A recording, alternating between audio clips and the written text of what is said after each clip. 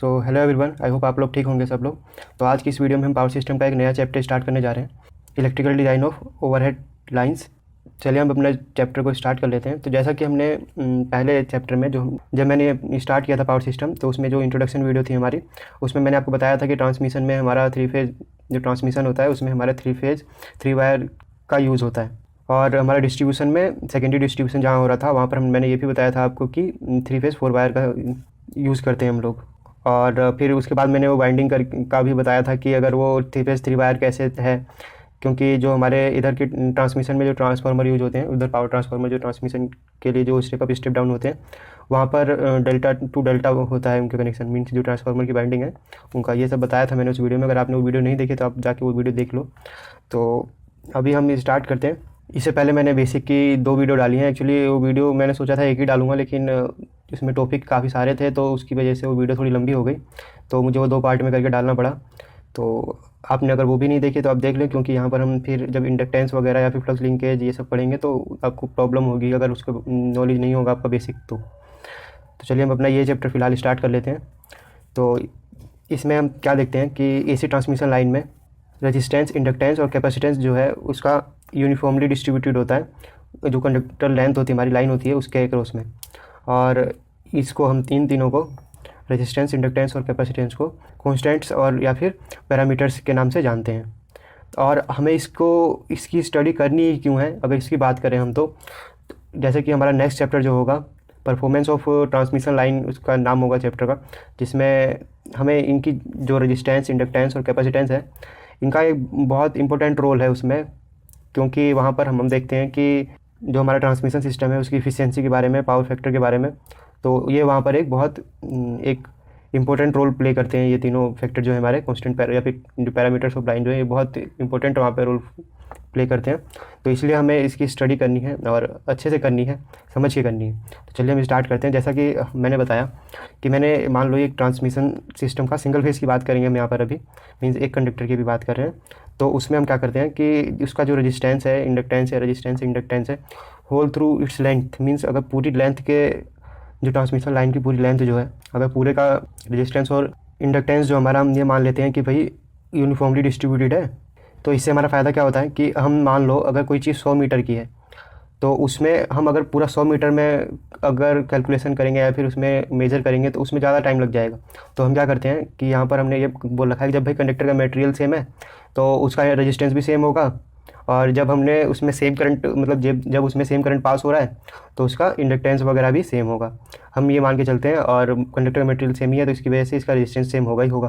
तो हम क्या करते हैं कि एक छोटी सी उस कंडक्टर की छोटी सी लेंथ का हम ये पैरामीटर निकाल लेते हैं, और फिर जिस हिसाब से हमें जितनी हमारी ट्रांसमिशन लाइन है जितनी लंबी, उसके हिसाब से उसकी हम कैलकुलेशन कर लेते हैं।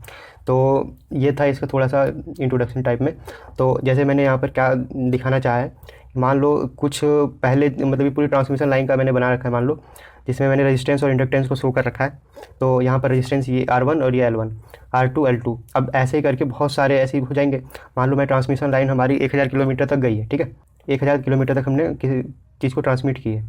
अब क्या देखेंगे कि हम मान लो शुरू के कुछ किलोमीटर, शुरू के कुछ मीटर्स में ही या फिर निकाल लेंगे हम रेजिस्टेंस उसका, और हम मल्टीप्लाई करके पूरी जो ट्रांसमिशन लाइन है हम उसका रेजिस्टेंस निकाल लेंगे। उसी तरह हम उसका इंडक्टेंस निकाल लेंगे, भाई कुछ स्टार्टिंग पे कुछ पोर्शन का हम मान लो निकाल लेंगे। कुछ मान लिया हमने 10 मीटर का हमने इंडक्टेंस निकाल लिया, उसी हिसाब से पूरी ट्रांसमिशन लाइन की जितनी भी लेंथ है उसके हिसाब से हम उसका कैलकुलेट कर लेंगे। तो ये हो गया इसके बारे में। तो ये समेशन ऑफ आर मीन्स यही है कि हम उसे छोटे छोटे टुकड़ों में करके ऐसे हम उसका पूरे का निकाल देंगे। और यहाँ पर VS हमारा सेंडिंग एंड है और ये VR हमारा रिसीविंग एंड वोल्टेज है, और ये हमारे लोड को शो कर रहा है। ये लोड ZL है, मीन्स यहाँ पर किस टाइप का लोड है वो कुछ पता नहीं है। रेसिस्टिव भी हो सकता है, कैपेसिटिव लोड भी हो सकता है, और इंडक्टिव लोड भी हो सकता है। और अगर बात की जाए कैपेसिटेंस की, तो क्या देखते हैं हम कि जैसे कि हमारा कोई ये पोल है, और ये कोई मान लो यहाँ से एक कंडक्टर हमारा यहाँ से गया हुआ है इस तरह से, और यहाँ से एक कंडक्टर गया हुआ है। तो हम क्या देखते हैं कि एक कंडक्टर ये है, एक कंडक्टर ये है, और इसके बीच में क्या है, जैसे ये कंडक्टर हो गया हमारा, और इसके बीच में ये एयर है, ये इंसुलेटिंग मीडियम का काम कर रही है इसके लिए, और ये कंडक्टर हैं ये दो। तो क्या यहाँ पे क्या हुआ, यहाँ पर कैपेसिटेंस बन रहा है। तो उसी तरह हम यहाँ पर देखते हैं कि यहाँ पर कैपेसिटेंस बनता है, और इसको भी हम ऐसे ही जैसे मैंने यहाँ पर बताया आपको करते हैं, उसी तरह इसे भी हम करेंगे। तो इसके बारे में हम सभी चीज़ों के बारे में भी डिटेल में बात करनी है। मैं थोड़ा सा बस डीप इंट्रोडक्शन दे रहा हूँ इसका। तो ये हो गया हमारे कैपेसिटेंस के बारे में। अगर इसकी बात करें कैपेसिटेंस की वैल्यू की, तो ये होगा जो चार्ज होगा किसी पॉइंट पे, किसी पॉइंट की बात कर रहे हैं, मीन्स यहाँ पे मान लो पॉइंट की बात कर रहा हूँ मैं, जो चार्ज उस टाइम होगा उसकी क्यू मान लो, और जो इनके बीच का वोल्टेज डिफरेंस होगा ना, वो हमारा शो करेगा इस कैपेसिटेंस की वैल्यू। और जब ये होगा तो यहाँ से एक लीकेज करंट भी पास होगा, जो ये LIC लीकेज करंट है, सॉरी IC जो है हमारा एक लीकेज करंट इस लाइन से इस लाइन में फ्लो करेगा, जो कि हमारे पावर फैक्टर को इफ़ेक्ट करेगा। वो हम देखेंगे कैसे करता है ये। तो चलिए हम अपना फिर वीडियो को यहीं से आगे स्टार्ट करते हैं और रेजिस्टेंस के बारे में देखते हैं। तो सबसे पहला हम लेते हैं कि रेजिस्टेंस के बारे में, और ये हमारा थोड़ा आसान पड़ता है और दोनों इंडक्टेंस या फिर कैपेसिटेंस को ट्रांसमिशन लाइन के निकालने में, क्योंकि यहाँ पर फॉर्मुलेशन और डेरिवेशन ज़्यादा नहीं है। और जबकि हम देखते हैं कि कैपेसिटेंस और इंडक्टेंस के लिए वहाँ पे हमें थोड़ा सा कॉम्प्लिकेशन फील हो सकता है, लेकिन सब ईजी है, विश्वास करो। फॉलो करोगे अच्छे से, बेसिक से क्लियर रखोगे तो सब आसान लगेगा। चलो फिर स्टार्ट करते हैं अपना वाला topic, resistance of transmission line. Resistance पहले ये बात होती है कि रेजिस्टेंस है क्या। तो रेजिस्टेंस उस जो हम ट्रांसमिशन लाइन के लिए कंडक्टर यूज कर रहे हैं, ये उसकी एक प्रॉपर्टी है जो कि अपोज करती है करंट के फ्लो का, ठीक है।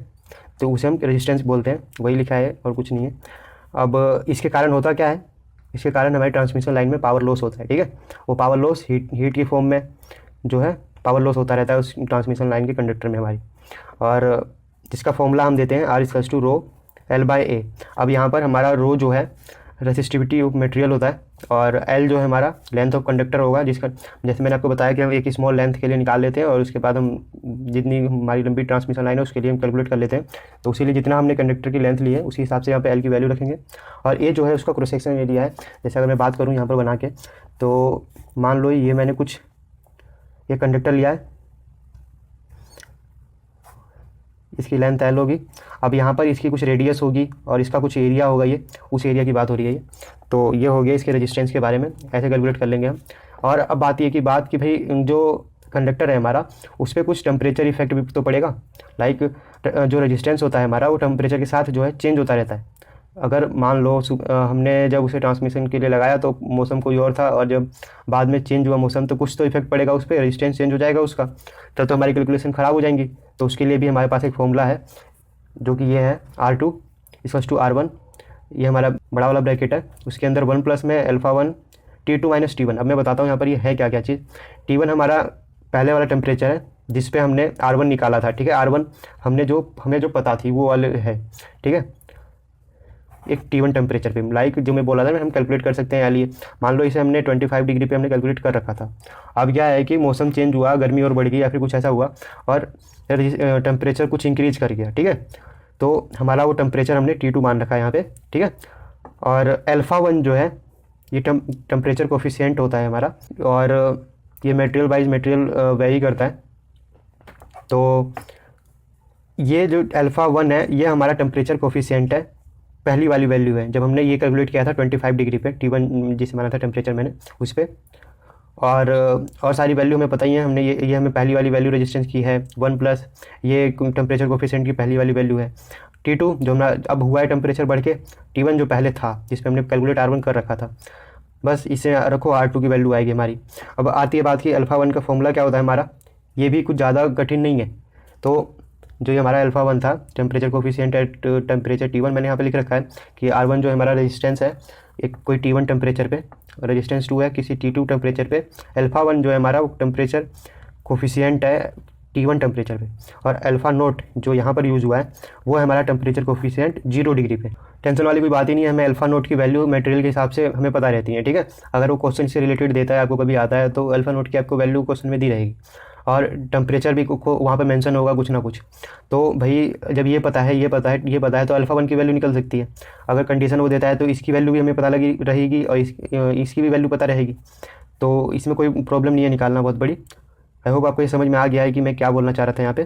तो ये क्या है यहाँ पर मैं एक्चुअली एक बार इसे समझाने की दोबारा कोशिश करता हूँ कि α1 मतलब टेम्परेचर कोफिशिएंट किसी टेम्परेचर पे, जैसे मैंने यहाँ पर एग्जांपल लिया था 25 डिग्री पे, R1 हमने निकाल रखा है मान लो, जिसे हम T1 बोल रहे थे, T1 को मैंने 25 माना था, तब मतलब 25 डिग्री पे हम अल्फ़ा की वैल्यू निकाल रहे हैं, तब बराबर होगा ये जो हमारी अल्फ़ा मतलब टेम्परेचर कोफिशिएंट होगा किसी मटेरियल का 0 डिग्री पे, ठीक है, अपॉन में 1 plus temperature coefficient at 0 degree और टेम्परेचर 1 मतलब 25 डिग्री जो हमने माना है, ठीक है, वो यहाँ से हम अल्फ़ा की वैल्यू निकाल लेंगे। अब आती है बात कि भाई टेम्परेचर मान लो हमारा, उसने बोला क्वेश्चन में कि टेम्परेचर इंक्रीज के होके 29 हो गया, 30 हो गया, ठीक है, जो भी है। अब हमें अल्फ़ा 1 की वैल्यू यहाँ से पता है, R1 की वैल्यू वो हमें इस पे देगा कि 25 पे इतना था पहले, यहाँ से हमें पता रहेगा। अब उसने बोला कि 4 डिग्री इंक्रीज़ हो गया मतलब 29 टेम्परेचर हो गया है, तो वो हमें 29 पता है। हमने T1 किस पे निकाल रखा था, 25 पे निकाल रखा था। बस R2 हमारा निकल जाएगा कि भाई इतना, जब वेरिएशन के साथ हमारा जो नया रेजिस्टेंस आएगा वो R2 आएगा। तो ये था हमारा रेजिस्टेंस के बारे में। तो अगर अब आता है नेक्स्ट, तो रेजिस्टेंस के बारे में इतना ही था हमारा, तो इसी से हमारा काम चल जाता है रेजिस्टेंस के लिए। और अब आता है हमारा इंडक्टेंस के लिए। अगर आपने मेरी पिछली वाली जो वीडियो है बेसिक वाली उसमें देख रखा है, तो आपको मैंने बताया था कि एक जब कंडक्टर में कोई करंट पोटेंशियल डिफरेंस मान लो अप्लाई कर देते हैं किसी कंडक्टर में, तो उसके अंदर से चार्ज जो है पास होना चालू स्टार्ट हो जाता है, और उसकी वजह से जो मूविंग चार्ज की वजह से उसके अराउंड में एक मैग्नेटिक फील्ड सेटअप हो जाता है, और उसकी डायरेक्शन हम राइट हैंड स्क्रू रूल से देते हैं। ये सब मैंने उसमें पिछले वाली वीडियो में बता रखा है, अच्छे से बता रखा है। और तो यहाँ पर क्या है, हम क्या देखते हैं ट्रांसमिशन लाइन में, क्या देखते हैं कि यहाँ पर हमारा एक अल्टरनेटिंग करंट फ्लो होता है, जिसकी वजह से उस कंडक्टर में हमारा एक चेंजिंग मैग्नेटिक फ्लक्स सेटअप होता है, ठीक है, जो कि पूरे कंडक्टर पे होता है। और इस चेंजिंग, अब पूरे कंडक्टर का मतलब ये हो गया कि जैसे अब मैं एक कोइल की बात कर रहा था तो वो फ्लक्स बोल रहे थे हम उसे, अगर वो बहुत सारी N5 हो जा रही थी तो हम उसे फ्लक्स लिंकेज बोल रहे थे। जब मैंने आपको ये इंडक्टेंस बताया था पिछली बार, तब मैंने ये बताई थी बात आपको, N5 को हम फ्लक्स लिंकेज बोल रहे थे। तो अब ये जो कंडक्टर का ये फ्लक्स लिंकेज जो उसके साथ हुआ है, उसकी वजह से वो इंडक्टेंस की प्रॉपर्टी पोजेस करने लगता है। क्योंकि हमने फॉर्मूला क्या पढ़ा था इंडक्टेंस का, देखते हैं पिछली क्लास में, तो हमने पढ़ा था L=N∅/I। N∅ हमारा फ्लक्स लिंकेज हो गया था, I जो हमारा उसके थ्रू में जो करंट जो पास हो रहा था वो था। तो यहाँ पर मैंने वो लिखा है, देखो, inductance is defined as the flux linkage per unit current, ठीक है। L इंडक्टेंस, इसकी यूनिट भी मैंने आपको बताई थी हेनरी, जिसमें अब क्या बोल यहाँ पर था, flux linkage per unit current, ठीक है, flux linkage per unit current, ठीक है। Flux linkage means N∅/I। अब मैं N∅ को यहाँ पर इस चैप्टर में जाई बोलेंगे हम, जो कि हमारे फ्लक्स लिंकेज को शो करेगा। फाई जो हमारा सिर्फ फ्लक्स होता है, N आता है तो ये फ्लक्स लिंकेज हो जाता है N टर्म्स के लिए, और फिर हमारा I जो है उसकी कंडक्टर के थ्रू में जो करंट पास हो रहा है वो है, ठीक है। अब हमें आगे इस चैप्टर में क्या देखना है कि हमने क्या देखा भाई कि अब इंडक्टेंस के लिए तो यार हमें फ्लक्स लिंकेज की जरूरत पड़ेगी, फ्लक्स लिंकेज की क्या वैल्यू, कितना फ्लक्स लिंक हो रहा है उसके साथ। तो हम क्या देखते हैं कि भाई हमारी मान लो ट्रांसमिशन लाइन है, अभी हम एक कंडक्टर की बात कर रहे हैं, 3 फेज होते हैं वैसे तो 3 कंडक्टर होंगे, लेकिन अभी हम एक कंडक्टर की बात कर रहे हैं तब के लिए। तो मैंने मान लो एक कंडक्टर की कुछ लेंथ का वहाँ पर कुछ उसमें से लिया है ये, ठीक है। अब जिसकी रेडियस आ रही है कंडक्टर की, उसमें से आई करंट पास हो रहा है, ठीक है। अब इस आई करंट की वजह से इसमें मैग्नेटिक फील्ड सेटअप होगा, ये तो मानते हो आप। तो वो मैग्नेटिक फील्ड जो है आप देखोगे कि अंदर मीन्स इस कंडक्टर के अंदर भी होगा और बाहर भी होगा। अब ये जो अंदर और बाहर दोनों साइड जो फ्लक्स हैं, ये दोनों रिस्पॉन्सिबल हैं किसके लिए, इसके इंडक्टेंस के लिए। तो अब हमें क्या देखते हैं कि भाई हमें तो अब दोनों फ्लक्स लिंकेज जो है हमें कैलकुलेट करना पड़ेगा। पहला कौन सा, इंटरनल, जो इसके अंदर रहेगा, internal flux linkage, internal flux linkage, और सेकंड वन जो बाहर वाला है उसे हम एक्सटर्नल फ्लक्स लिंकेज बोल लेंगे, एक्सटर्नल फ्लक्स लिंकेज।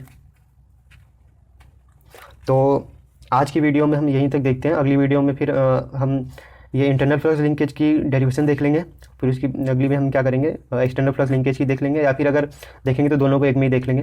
तो चलिए, आई होप आज मैंने जितना बताया आपको उतना आपको अच्छे से समझ में आ गया। अगर फिर भी आपको कोई इसमें डाउट है तो आप मुझे कमेंट करके पूछ सकते हो। अगर वीडियो अच्छी लगी तो लाइक शेयर एंड सब्सक्राइब जरूर करें। Thank you.